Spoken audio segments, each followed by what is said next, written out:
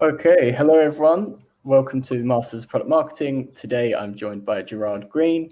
Gerard started his professional life in a call center in Connecticut working for Gartner, but has worked his way up to and across to Seattle, where he is now the VP of Product Marketing at Aptio. Gerard, great to have you on, and over to you. All right. Thanks, Max. It's great to be on, and good morning, good afternoon, good evening, wherever you're calling from. As Max mentioned, my name is Gerard Green, and I have the pleasure of leading product marketing at Aptio. I'm excited because I get to talk to you today about one of my favorite topics, how to set up a win-loss program that your stakeholders care about because it serves actionable insights.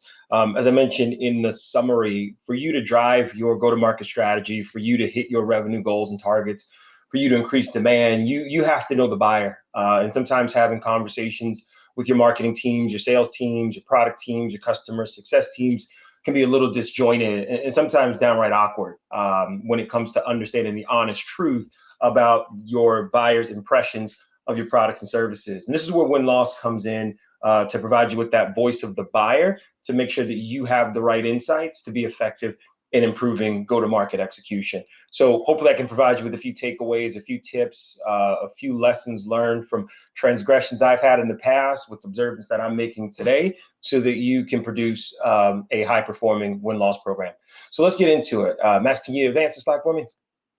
Thank you, sir. As Max mentioned, I started my career at Gartner. This is where a lot of the research and analytics rooted in win-loss come from, I think, for me. I began as a call center analyst. I answered the phone from 11 to 8 o'clock, and I routed folks to the right areas within Gartner to answer questions. But it really drove my passion for knowledge and for fact base. And this is where I consumed a ton of research on technology and eventually got to a point where as a research inquiry specialist and eventually as a research associate eventually led me down a path to being a research analyst and a research director when I left in 2014. I covered IT service management, ticketing or help desk software when I was at Gartner, which led me down a path to understanding personas and use cases and messaging and value propositioning in the competitive landscape of that market, which afforded me an opportunity to work at Cherwell Software in Colorado Springs, Colorado. Spent 3 years there as their VP of product marketing with responsibilities for thought leadership, message positioning, compete, win-loss, which we'll talk about in a minute, which again led me to being introduced to Aptio around the 2015 timeframe. And what we do at Aptio is IT financial management software. We help organizations analyze, optimize, and plan their IT investments so they can make smart decisions about what to do with their money, and have led product marketing since 2018 with an ever expanding role and scope. So long-winded way of saying I enjoy what I do, but I've only been in product marketing proper for about 5.5 years. And again, applying a lot of what I've learned at Gartner in terms of research process and really a fact-based narrative, I think has given me some unique perspectives and insights on the way we conduct win-loss today. So again, your win-loss process, regardless of what stage you're in, you know it's tricky, you know it's hard, but it's not impossible. And so hopefully I can shed some insights into helping you improve your programs and ultimately the outcomes. Let's go to the next slide. So everywhere I've been in terms of my product marketing experience has allowed me to follow frameworks. And again, what I love about the Product Marketing Alliance is that it provides a framework for us all to work from. We can obviously iterate on that framework. We can obviously contextualize it to meet the needs of our organization, but at least it's a baseline and a framework to start from. And so again, whether it's rooted in pragmatic or whether it's rooted in best practices you have over the last 15, 20 years, it's ever evolving. And I certainly think with all the unprecedented change we've seen this year, there's new opportunities for product marketing to step to the forefront. We borrow from Drucker in terms of the mission of the team that I lead and what we want to embody in terms of our principle. But ultimately, we want to work with our product management teams to get the products that they build off the shelf. And so ultimately, what can we do to support, provide the insights, the knowledge, the references to make sure that we're building a product that's so good that the product market fit happens and the product sells itself. We don't want to make our sales folks irrelevant, but we certainly want to make it very easy for them to do their job. And we certainly want to make it easy for our marketing teams to be successful and for our customer success teams to be successful. And so where I think product marketing is uniquely positioned to solve for this is our holistic point of view, right? We work to serve as the voice of the buyer.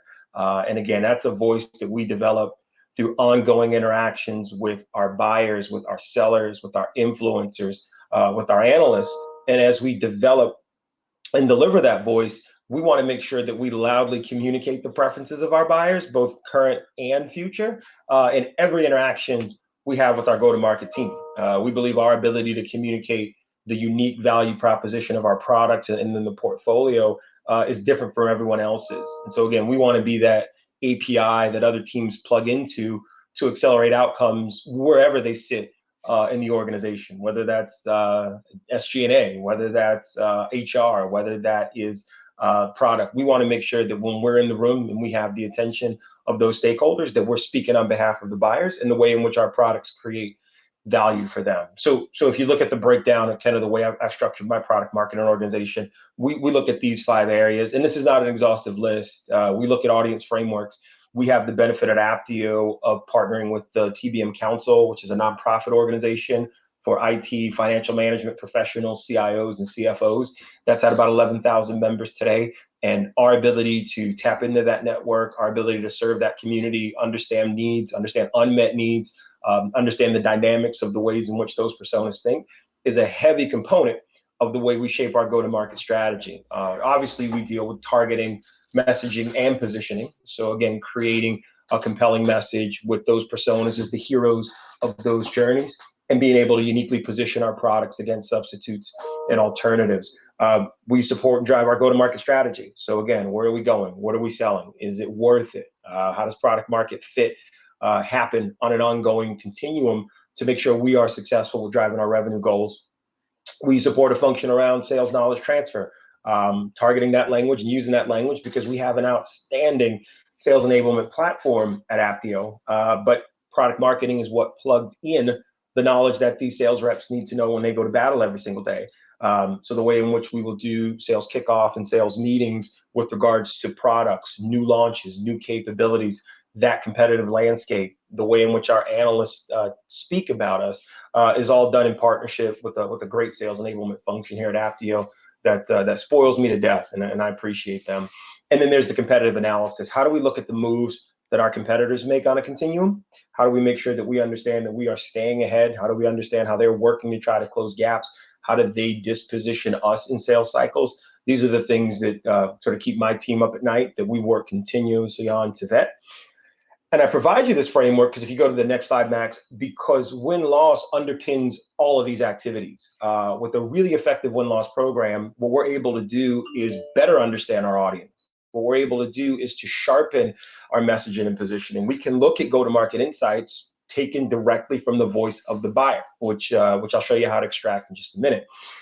We can better improve the sales knowledge transfer to understand gaps, to understand deficiencies, to understand where we could be better in terms of sales execution. How do we get sales reps that are in that middle of the bell curve in terms of top performers and low performers to shift over just a smidgen? If we can cross a few sellers over into the good line to hit their numbers or get them the club, it is what we aim to do as a function.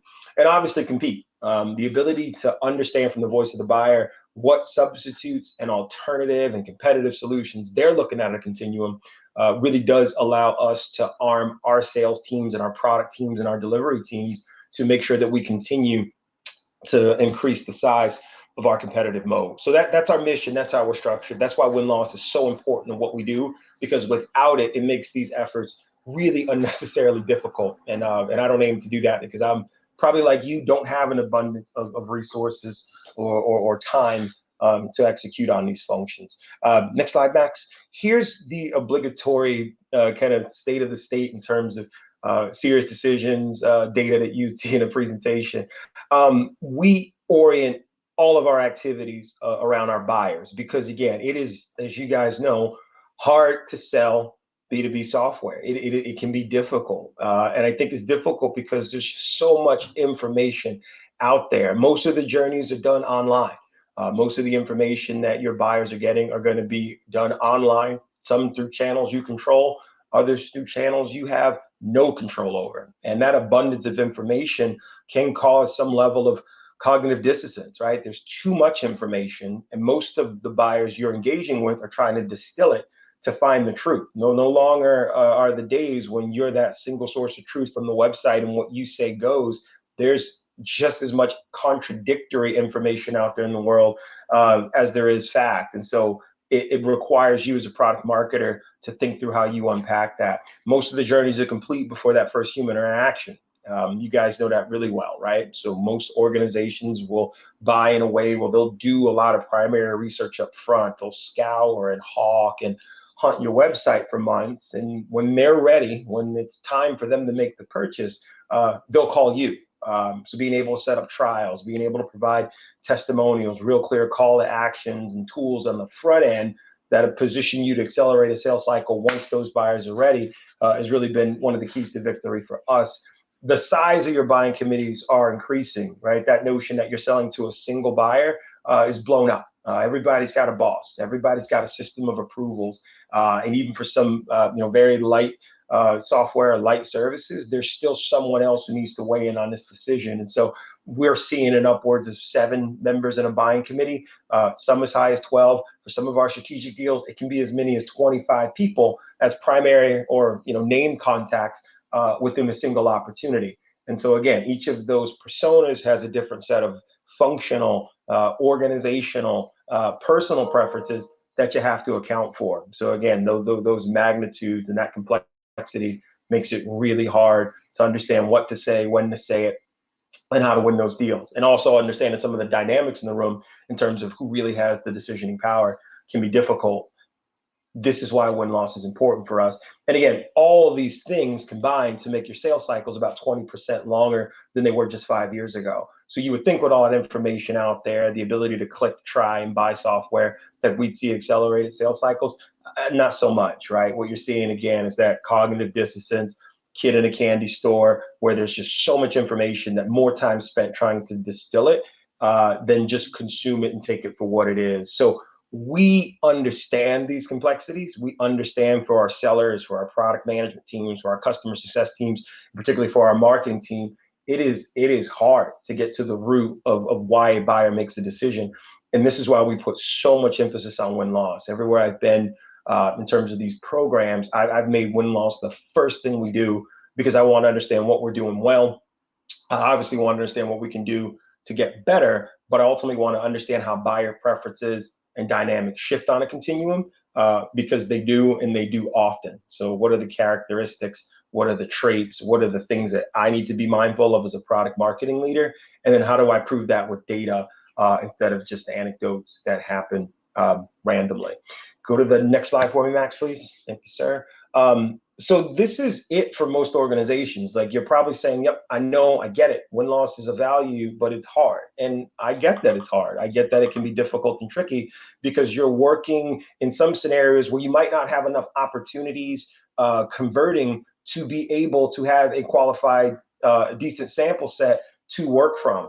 You also might be running a win-loss program, but not converting on your ask of people to participate in it. You might not have then enough data points to form scientific or solid takeaways, right? So you may not have a robust enough sample size to be able to draw any concrete conclusions. So you're trying to build a critical mass to get there. But if you can't, then some of the things may feel sort of one-off, and that can kind of stall your win-loss program.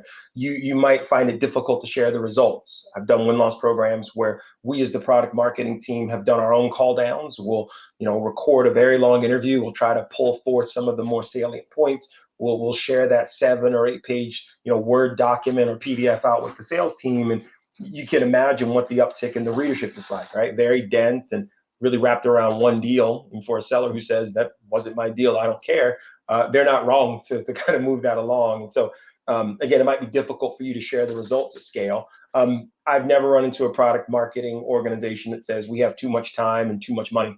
And so again, who owns this within your organization? Who owns this within the organization? If someone doesn't wear the hat, if win-loss isn't on someone's business card, the likelihood that it gets done at scale gets really difficult. So that shared ownership can present a challenge for you.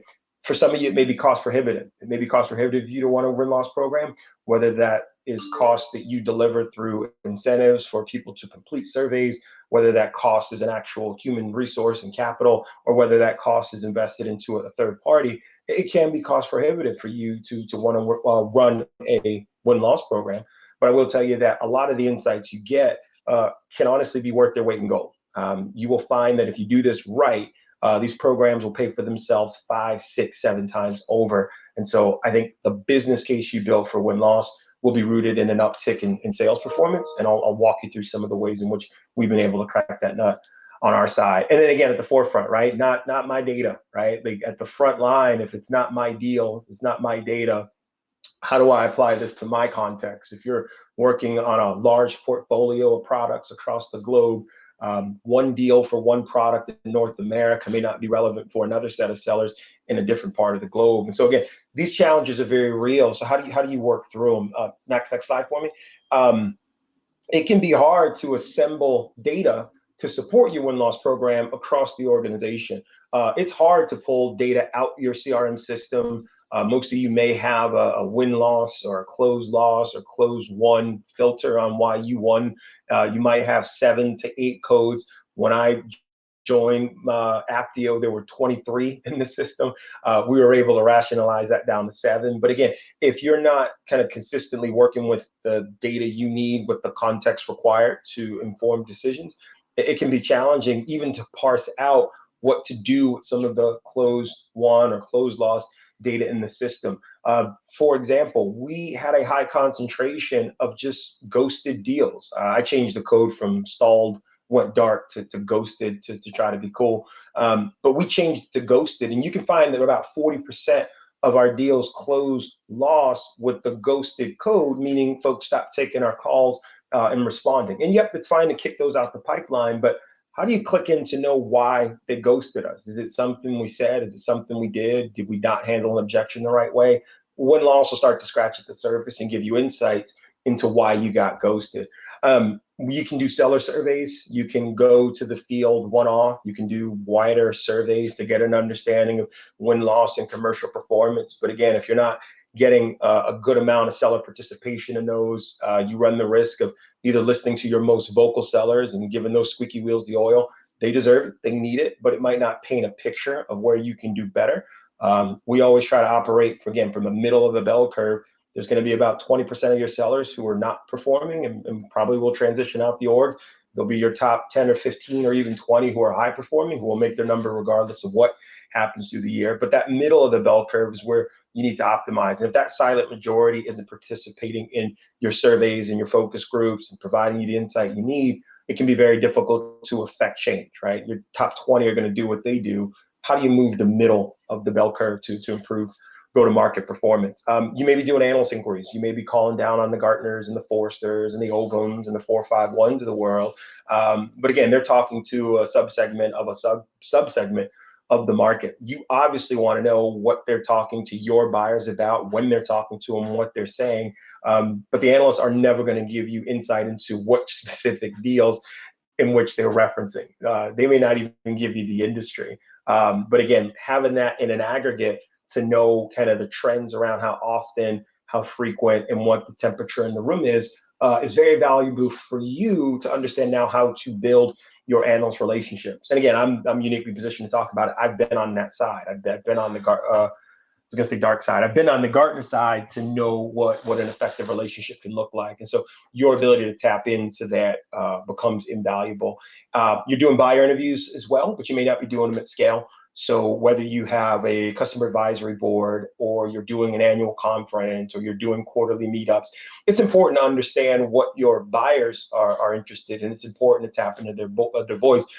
But sometimes you're only talking to your friendly customers. You're only talking to the people who like you. You're only talking to the people who already use your services and use your products. And so there could be some level of an echo chamber here. How do you talk to the people who did not buy your stuff? How do you talk to the people who said thanks but no thanks and have moved on, to get a sense of why they made that decision and what's the 1 or 2 things you could have done to impact?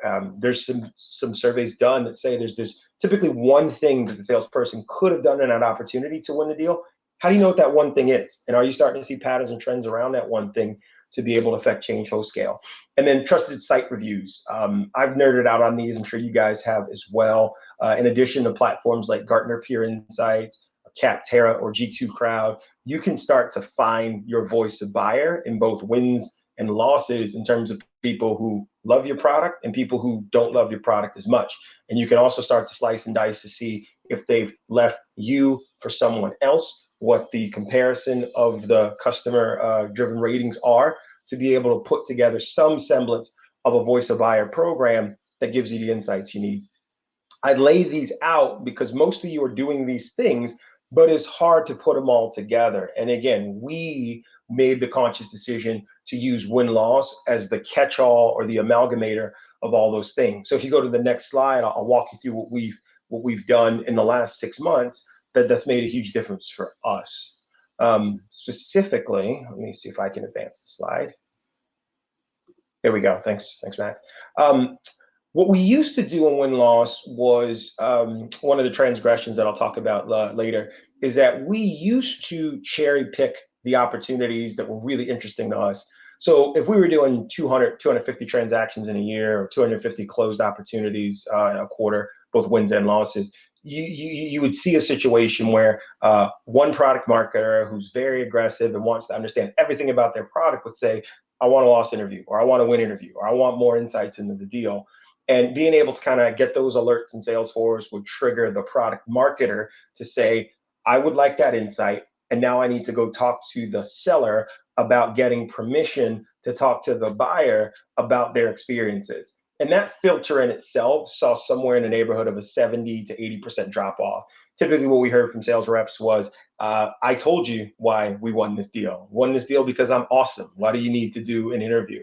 Or typically it's not the right time to have this conversation. Why don't we talk after the implementation? Or they've been very busy. We sent a lot of emails. I don't want to introduce someone else to this and create a situation. So with those kind of answers to those kind of questions, we wanted to go a different route. And so even sometimes going directly to the buyer was met with some friction, because who are you, right? Who, I've never met you before, and I have all these people from Apptio, for Sharewell emailing me.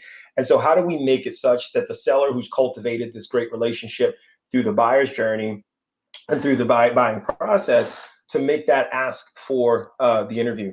And so that's the switch we flipped. We fully automated win-loss. I've worked with the provider for the last 4 years, Primary Intelligence. I consider them to be best in class. What they're able to do for us and with us is not just provide great technology, but to provide some of the programmatic steps and insights to help us really get the most value out of our process. So what we've done this year is we flipped the switch a little bit. For all closed opportunities, we wanted to trigger an opportunity for the seller to submit that survey request to the buyers that they built the relationships with. So what you see now is an opportunity for all opportunities to be surveyed. We provided a mechanism for the seller to make that request on behalf of them or me if they wanted a third party involved. And then once that survey request goes out, set up a multi-touch campaign where they can identify the relevant contacts in the account to complete that survey. And what that's allowed us to do is to get every opportunity surveyed, as opposed to just the ones we cherry pick. So by increasing the top of the funnel, we're getting a lot more results through the bottom. Once those buyers complete those short surveys, they can take anywhere between 10 and 15 minutes. We're able to look at that data right away. And the last question we ask on that survey is, can we interview you to conduct a more richer analysis?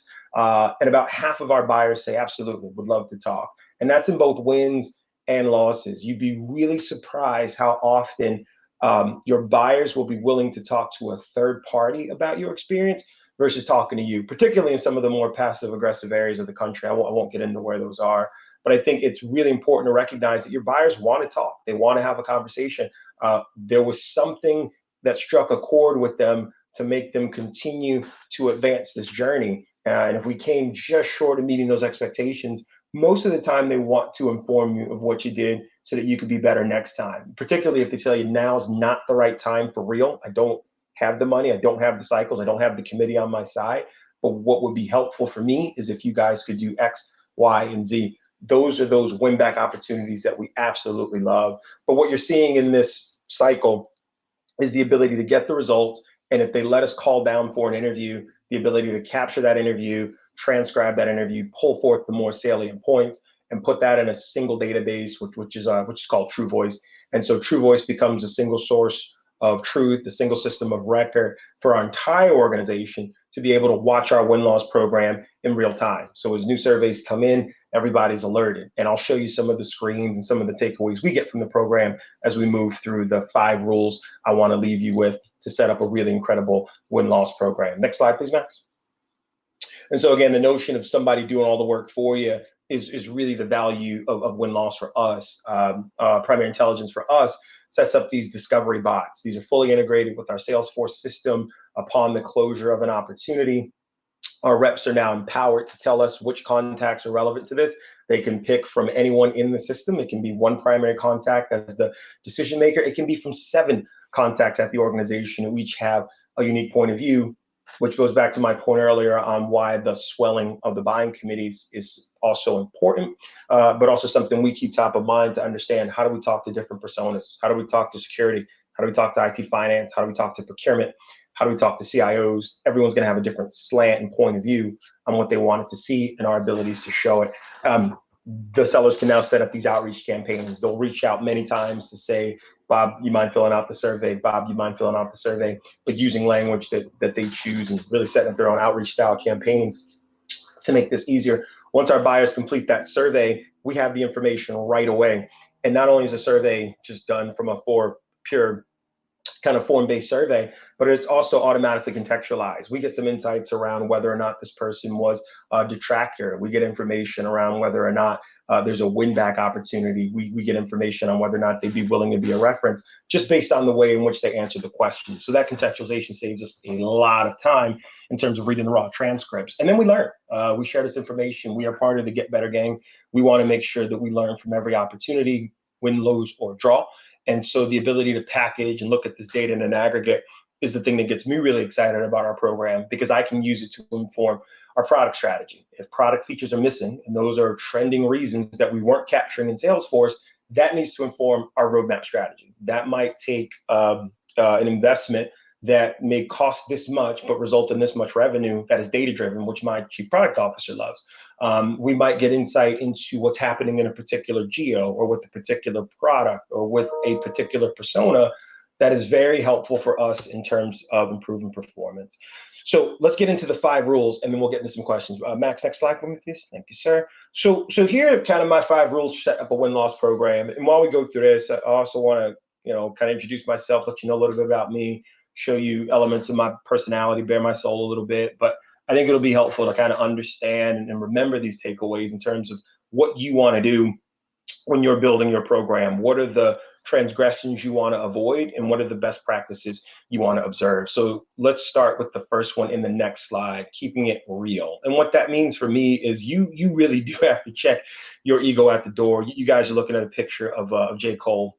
J. Cole's one of my favorite rappers. He's from North Carolina, authentic, kind of knows who he is and who he isn't. And his music does inspire me. I bring him up in the context of keep it real, because you really do have to check this ego at the door you have. And what I mean by that is that the goal of your win-loss program is not to prove that someone else can't do their job as effectively as you.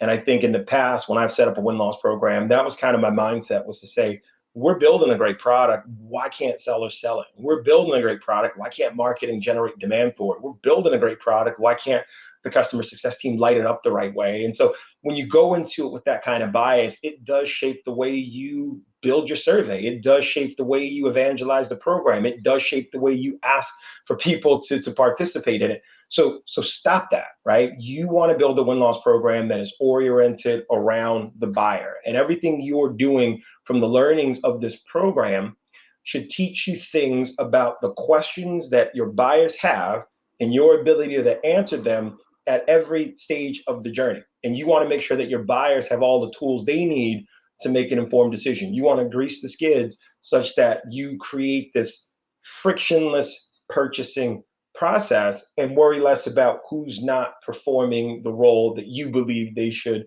perform. Remember, if my mission is to make sure the product's so good to sell itself, how do I make sure that the buyer has all the tools to know what they need to know to be able to make an informed purchase decision. So let's go to the next slide and I'll show you kind of transgressions and observance of the rules here. So what I mean by transgressions, observance, if you've ever read the 48 Laws of Power by Robert Greene, you can see this limbic he uses in the book that I think is fascinating. I stole it. Here's what this is, right? Your transgression of this rule would be building a program that proves that a specific group is the problem, and designing a win-loss program that supports the bias that you have, that somebody's not doing the things that they need to do to make you commercially successful in all your endeavors, and you're using the results in the program at the expense of the greater good. Change that, right? Work with your go-to-market teams, work with product, work with sales, work with marketing, work with customer success, work with everyone who has a point of view on this, not just to build the survey, but to synthesize the data as it comes back. Design win-loss processes that reject your bias. You all have hunches. You all have notions about what your buyers need, what they want.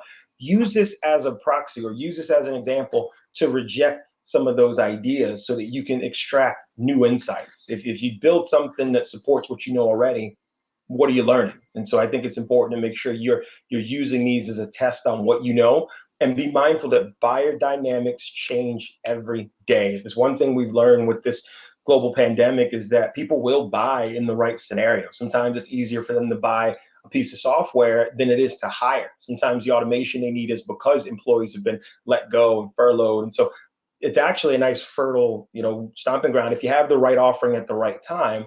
But what you're learning is that these dynamics change on a continuum. And so it's very important to stay in tune to what's happening from the mindset of your buyers in terms of their actual actions and not just what they say. So use the results that you get as a baseline for improvement. When you finally establish a win-loss program at scale, start to figure out what your targets are. If your target is to improve your win rate, what's your win rate today? And what are the variables that impact your win rate? And how can win-loss serve to help you improve that? If it's built around customer retention, if it's built around protecting churn, if it's built around the extraction of feature gaps or missing features in your product, be very clear and specific about the data you need to support those things.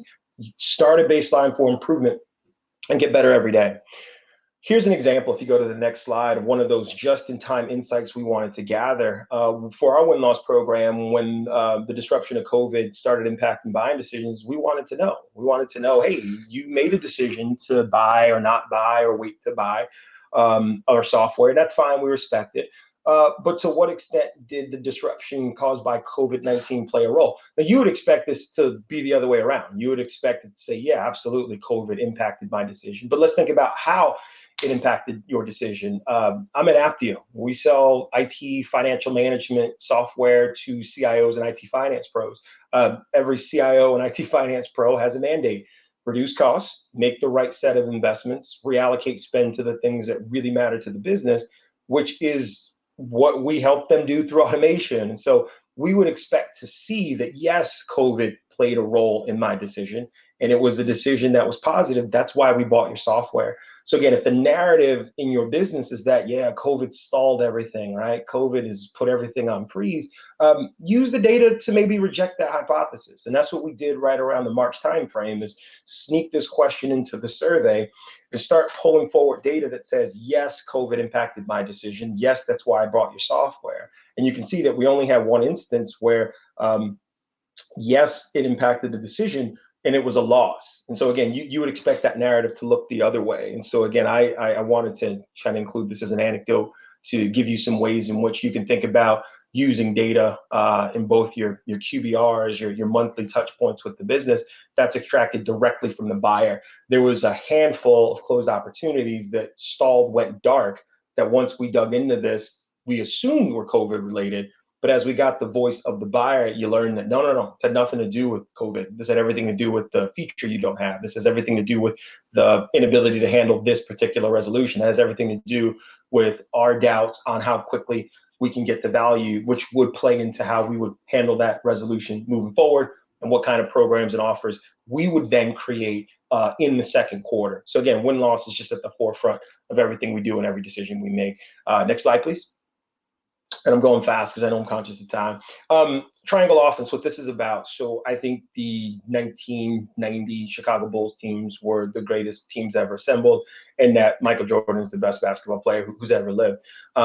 they ran the triangle offense. And if you watch the Last Dance documentary, like I did this summer, you understood that the triangle is really about, standardizing the roles across the 5 members of the team to make sure that everybody was in the right place at the right time and designed to leverage their skill sets.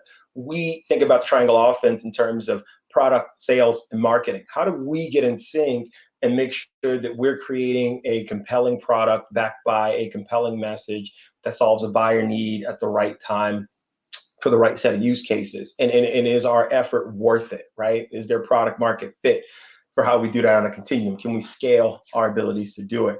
So again, when you think about your win-loss program, who's in the room as you construct it? Who's in the room as you synthesize the data? You want these teams to be in sync, because anyone who's not in the room on this feels isolated and feels alienated with the data you showcase. If it's you in sales against product's less inclined to take that data seriously. If it's you and product against sales, sales opts out. And so how do you make sure that that triangle offense is in sync so that you guys are firing off on the same cylinders? If you go to the next slide, I'll show you transgressions and observance of the rules here. The conversation here, can you go back one, Max? Sorry about that. Thank you, sir. Nope, that is the next one forward. This is one of the questions that we asked as a triangle offense team, which was, how often are our customers talking to Gartner? I went back to that earlier and referenced it, but this is an insight you probably would never be able to track from your sellers. Sometimes your sellers aren't in tune as to the relationships your buyers have with Gartner. So we wanted to get this question into the survey to ask specifically, did you talk to Gartner? Yes, no, unsure, don't want to tell us. And for the most part, you guys know, you've all gotten those emails that, opportunity X closed because Gartner analysts said these bad things about us. We need to talk to Gartner and set them straight. You've all gotten those emails. The reality is we want to be able to look at this on a continuum. We want to be able to see trends. If our buyers are talking to Gartner and still buying our software, we look at that as not being a blocker. If we start to see a trend where they're talking to Gartner and not buying our software, then that would trigger an opportunity for us to have that conversation. Is Gartner up to speed on our latest offering?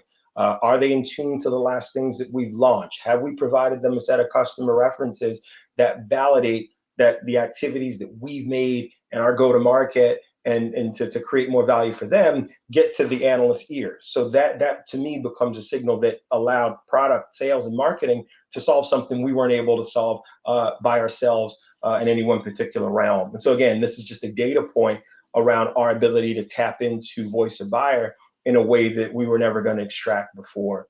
So if you go to the next slide, these are some of the transgressions and observance of it. We, in the past, ran a two-man game. When I was at Cherwell, it was product and product marketing against the sales team. And that was no fun. That's not a place you want to be. There was some elements of how we weaponize evidence, right? When a loss came back, you'd say, see, this is why, right? We're not doing these things, and this is why we lose. And it just created a situation. It just wasn't fun for anybody. And then you would communicate that we've created this survey after the fact, right? This is the survey we use. Sorry, you guys didn't have an opportunity to weigh in on it. The observance of the rule this time with Apptio was we literally did a full day workshop with these cross-functional teams and asked, what things do we want to know? If you could ask the buyer at the bar in a closed setting, the things that you don't believe they tell us, what would you ask? And those questions went into the survey design. We now learn from the evidence. Now everybody's got some skin in the game, and we're learning on a continuum. And it's important for us to communicate, collaborate early as often as possible when we want to introduce new questions, new queries to surface new insights. This is how you build insights that people care about, by extracting the things that they care about and reverse engineering them into your survey. Let's look at rule number 3 on the next slide. I think that the Marvel Universe series is the greatest thing ever produced. The fact that they've been able to create these movies over a decade now, keep the stories going, keep you on the edge of your seat, is phenomenal. So when we think about the Avengers uniting and the Marvel Universe is connecting, we think about the heroes, right? You've all been trained to make the buyer the hero of the journey. I think for win-loss, you want to make your CRO the hero of the program. And what I mean by that is that your CRO can typically unite the executive leadership team around your program. If you ask kind of my team at Primary Intelligence, or if you ask my team here at Apptio, they'll tell you the thing I optimize the win-loss program around is our ability to serve our CRO the data he needs to make decisions. And he's a fan of this. I can give him a transcript of interviews. I can show him where we're trending. I can cut and slice and dice this by region, by product, by segment. And so he has an informed point of view on why we win, why we lose. That's a little different from what he might hear from his sales leaders. And so when it comes down to narrative framing and he wants to see data, there's, what you got in Salesforce, but that's data from the field. That's what they close. That's their point of view. We want to kind of balance it with the voice of buyer, not contradict, balance.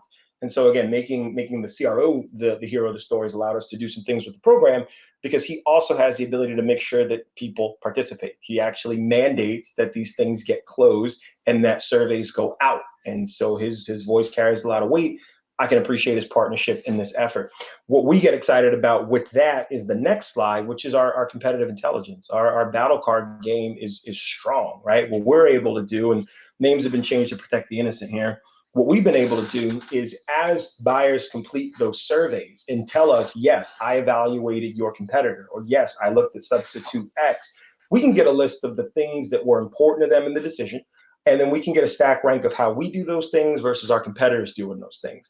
And what we're allowed to kind of create are these real-time battle cards, right? So again, you all probably have a stake in the game of kind of scraping information across those 5 sources I talked about before, putting together a slide or 2 or a PDF on a battle card that you host in your sales enablement system, and hope that your sellers find it just in time to get the insight they need to disposition a competitor. That's great. We do that too, but I'd much rather have the automation do it for us. And so what we're able to create are these real-time battle cards when competitive information gets surfaced from the win-loss interviews that feeds a system that extracts these at scale. And we can see how we're performing against a competitor in multiple areas of performance, whether it's sales performance, whether it's product performance, whether it's the way we do delivery, whether it's our brand, and then be able to further disposition. These are where you guys are doing a great job against competitor X in understanding needs and understanding their vertical and understanding some of their use cases. And this is where you could get better. This is where they're a little bit better than you in terms of things like professionalism, in terms of things like quality and timeliness of responses. Again, names have been changed to protect the innocent on this. But again, for us, the ability to surface this competitive intelligence is obviously something your sales force is going to care about. So make sure you serve them these competitive nuggets so that they have a forcing function on feeding the system. Go to the next slide for me, Max, and I'll show you the transgressions here. Was that if you build a win-loss program that you're afraid to show to the world, you're going to be seen as hoarding this evidence. So you're going to only surface it when it fits your narrative. And then again, that goes back to checking that ego at the door. You don't want to just summarize reporting at the end of a given period, whether that's your quarterly business review or, a semi-annually readout of the report. And you don't want to have win-loss discussions because they're awkward. Change that narrative, right? Again, if you make your CRO the hero, he or she's going to want to bring that up in those meetings. Hey, what did the win-loss analysis survey say on opportunity X, right? So again, full transparency of the platform was a design principle for us. We wanted to make sure that everyone had single sign-on access to the platform. Anyone at any given time can go in and look at any opportunity that moves through the system. We don't redact names. We don't change things to protect the innocent. You do run the risk of some things that are shown in these interviews that may not be so nice, but one of our core values at Apptio revolves around transparency. And so again, that becomes something that people can trust and know that they'll be held accountable either way. And our CRO firmly believes that he doesn't get on people if you lose a deal. You win some, you lose some. You need to be in more fights. But he might get frustrated if people are not submitting the opportunities. It's one thing to submit a loss that you learn from. It's one thing not to submit a loss at all. And so again, that nuance has been incredible in getting folks to back this program. And we discuss win-loss on a monthly. We've made this part of our marketing conversation cadence. We'll look at wins and losses of the week. We'll pull up an interview. We'll look at it. We'll understand what the buyer said. We'll understand every touch point they had in the journey so that we can create more opportunities for the field. And then we'll turn around and have that same conversation about how we accelerate that deal through the pipeline. All right, 2 more, and then we'll stop for Q&A. Rule number 4 on the next slide, thank you, Max, is around eating wins first, or feeding the system's wins first. I spent about 10 years in Atlanta. I moved from Connecticut to Atlanta. Atlanta's heavy brunch culture. I do miss my chicken and waffles. I don't get it the same here in Seattle, but I do miss it. The picture's making me hungry. But I think the takeaway here is that when you build a win-loss program and you're thinking about doing all the things that I'm telling you to do, Resist the urge to start with the losses. You actually want to feed the system 2 or 3 really good wins first. Of course, you're going to try to balance win and loss drivers, but you feeding the system wins first does a few things psychologically. If you go to the next slide, you'll see what I mean. When you feed the system losses first, you kind of set the program up to be the thing that people don't want it to be. Your sellers are going to think that this is internal affairs, right? No one's going to want to participate in kind of poking the wound at why we lost this deal. And 9 times out of 10, you're going to learn so you're not going to learn something new. If I go back to my Sharewell days, we lost a handful of deals just on the user experience, right? The UI of the platform. And we knew that was a loss driver, right? That was a bias. That was something we knew. And so doing a loss interview on something that the buyer comes back and says, yeah, you would have won the thing, but the UI, well, we're working on that. So what's the actionable insight there? If you start with wins, you can remember why you do this thing, right? We chose your platform because of the codeless design nature. We chose your platform because of the customer experience. We chose your platform for the flexibility of pricing. That reminds you that you should lead with those things, and you shouldn't abandon those, and you shouldn't hide those, that these are the things you actually lean into. What I'm learning from sort of early Apptio insights is that we are a data transformation platform. The number one thing people like is the visualization. Win, lose, or draw, it's the visualization. But if you look at our website, you don't see pictures of the product. You don't see merchandisation of the product. You don't see these amazing visualizations. So the takeaway is to fill those. So use wins, feed wins first, so that you remember why you do this thing, and then you have the psychological lift of wanting sellers to get involved. There's a light theory, right? There's an element of your sellers want to be in the spotlight. And so when they win, that spotlight's awesome. So let's look at their wins. Let's look at this interview. Let's look at all the wonderful things that these buyers have said about these sellers. And let's talk about that on our weekly sales scoop, or let's talk about that on our monthly optimized live call. And that glory lasts for a little while. That light can also get hot when the things are bad. And so again, it has to go both ways. But again, once you put the sellers in that spotlight, other sellers are going to say, where's my opportunity? I do this all the time. What's so special about him or her? And then they'll want to participate, and they'll want to start getting this. And so that's how we've had success, is going to sellers and saying, hey, we want to highlight your wins. We want to highlight what's working. We want to show the rest of the business what good looks like. And then eventually they'll tap you on the shoulder and go, can I put losses into this too? And you'll say yes, and they will. And now you'll start to get some insights that you weren't getting before. So start with wins first as a psychological hook for both you, your sellers, and the broader go-to-market team. All right, last slide, last rule I'll leave you with.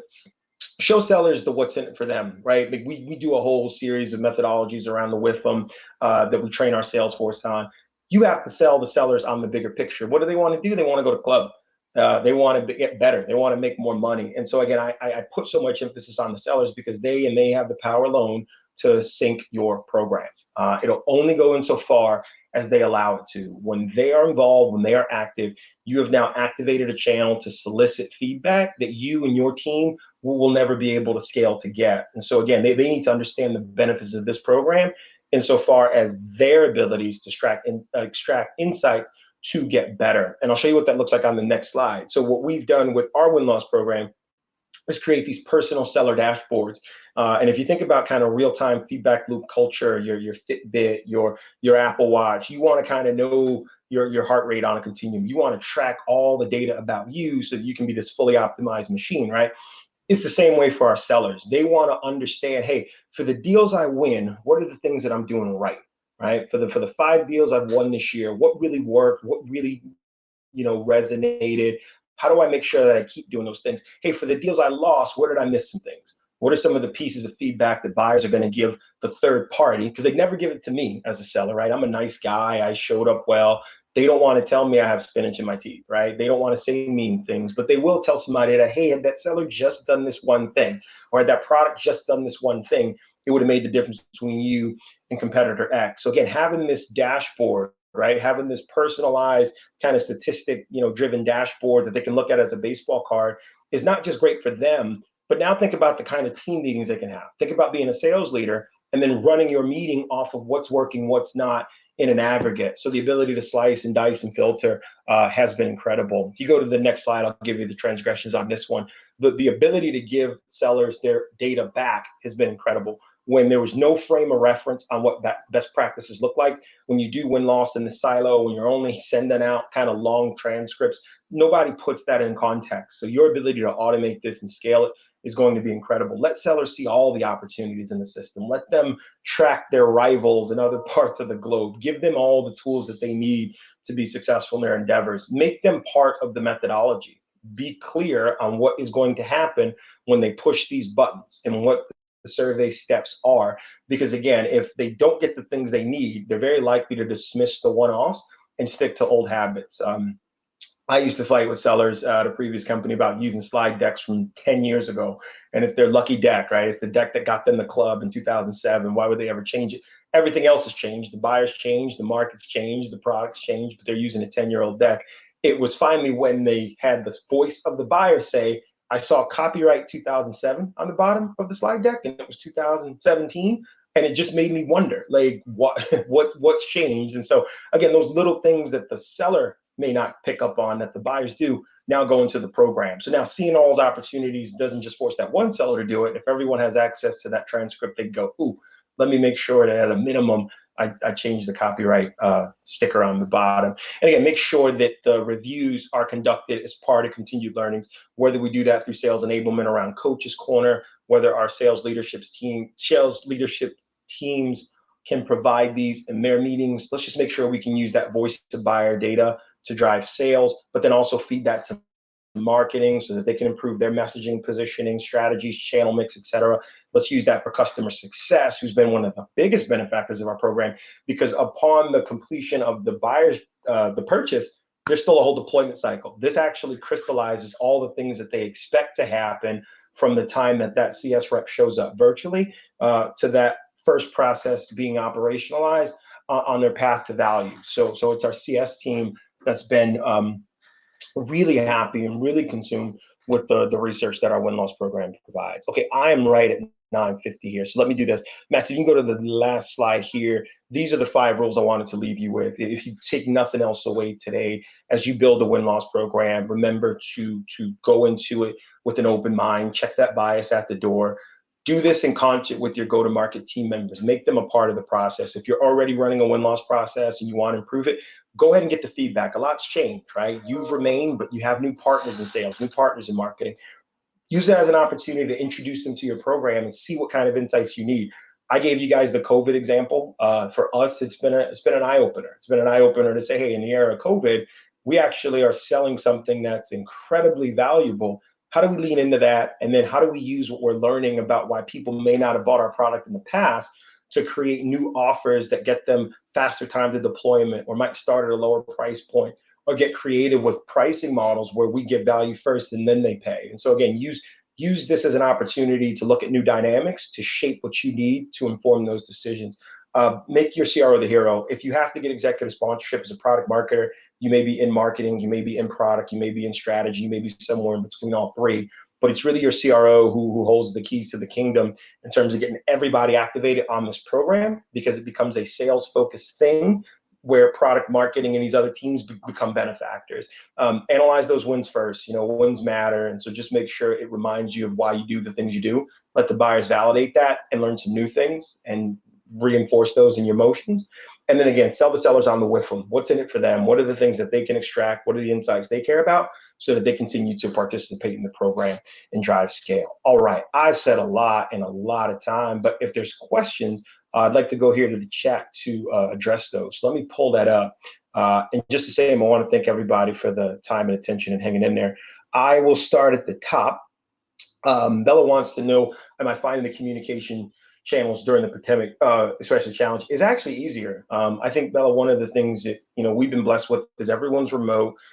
There is this notion of gloom Zoom, but our abilities to put together a win-loss analysis report on a quarterly for certain constituents, our ability to automate the feed when opportunities close, our ability to get the right information to the right people is actually being a little easier through the pandemic, but it's a great question just the same. Jordan wants to talk about how he's found places offering extended trials since lockdown. This is going to increase the sales cycles. Do you think it's going to help close deals? I think it will optimize the time of our sellers. We've had a few trial motions, and what we've learned is that sometimes just extending the trial in itself isn't enough. There has to be enablement through the trial. There has to be these check-ins, the teachings, the learnings of, hey, it's day 12, you haven't done this thing. This is where most people get stuck on the trial. So again, if we can shift those activities more to marketing and more towards automation, we can at least either get folks closer to a decision, and sometimes the decision not to do something through the trial optimizes the time of our sellers. We want to get to no or yes as fast as possible. No is an acceptable answer, but at least we don't have to kind of spin up POVs and conduct meetings on folks who may still be skeptical. So we've seen trial motions for our cloud product be a great catalyst to accelerating cycles, at least in terms of getting them qualified in or qualified out. But great question. Zaven talked about a territorial sales teams feels like we're stepping on the toes. Absolutely, right? When we first started the program, it was really important for us to let them know that this was a program for them, and being able to put the control into their hands and say, hey, we're not going to survey anyone behind your back. We're not going to ask questions of people you don't believe we should be talking to. Tell us who to talk to. And as a matter of fact, the automation we've turned on allows them to click the people that they need to talk to and then send them a message from their email in their voice. And so that's been a huge catalyst in getting them on board just by giving them the control. And in some instances where the loss happens and they don't want to ask, they can default to me as the persona. So I can reach out as the friendly product marketer and say, hey, I know you've been working closely with Ben. We're going to ask a few questions. I'm not here to sell you something. I just want to get to the heart of what we as a company could have done better to win your business. And that's driven a good response rate. So great acknowledgement of that rule I mentioned earlier. Tanya, you talked about data handling to get better insights and clear things up. I think it's our opportunity to do the two-touch method. We do first a real quantitative survey. So the flat survey is all form-based. It'll ask anywhere between 15 and 20 questions conditionally, and we get insights right away. The last question is, hey, would you be willing to spend 15 to 20 minutes with us to talk? We get about 50% of our respondents to say yes to that.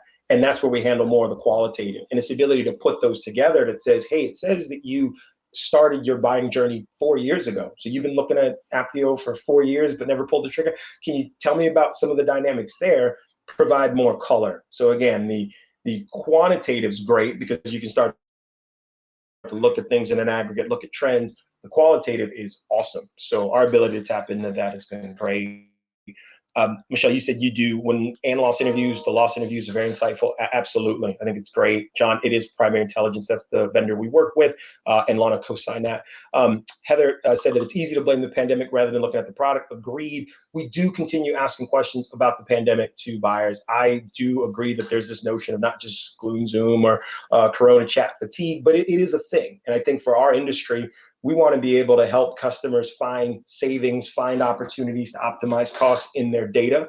So being able in the win-loss interview to understand where were you looking before, where are the areas you're going to look now, what does good look like through the deployment, how does your CIO, CFO quantify success, set us up and set the delivery team up to click on those things. And it just, again, from the voice of the buyer, the ability to crystallize that in the record just holds everybody accountable to delivering those outcomes. So it's a great point. I do think it's important. Just again, in this age, people are going to make some pretty judicious decisions about where they invest their time and money. If they're going to make and invest time with you and spend with you, what are the things you're going to do to guarantee they get a favorable return on that? So I think you have to ask those questions and understand how to work backwards to deliver against that. And then Amelia ends our Q&A here on suggestions point. The only share wins during the last week of the quarter to jazz the sellers. I think it's a great idea, right? Being able to fire them up on what's working. No greater buzzkill than to share that loss interview when you're trying to wrap a quota. Amen. I think for us, when we highlight our wins and we highlight our win stories, we do focus on what's working. Our leadership team's done an incredible job this year of doing these all hands meetings where we recognize superstars. It's my goal to see if we can get these wins to support that. Getting back to making the CRO the champion. When I see a great win, when I see a buyer communicating how incredible a seller was through that process, that goes right to Larry and his ability to take that, read that, synthesize that, and apply that into his end of quarter messages has been phenomenal. So appreciate that color. I think we're right at time on all the questions here. I appreciate the dialogue and certainly appreciate the platform. I've told Max before, I think what is happening with the Product Marketing Alliance is incredible. It's great to have community. It's great to be validated, and it's great to extend the work we do across the table. And so if anyone has questions offline, wants to reach out, I'm about as an open book as you'll find. So we appreciate the dialogue. So thank you. Thank you, Gerard. Really appreciate those nice comments at the end, and thanks for a great talk as well. Thank you to everyone who tuned in and asked some really great questions actually as well. So thank you all. Hope to speak to everyone soon. And Gerard, I'll speak to you soon. You got it. Thanks. Take care. Cheers, everyone. Bye-bye.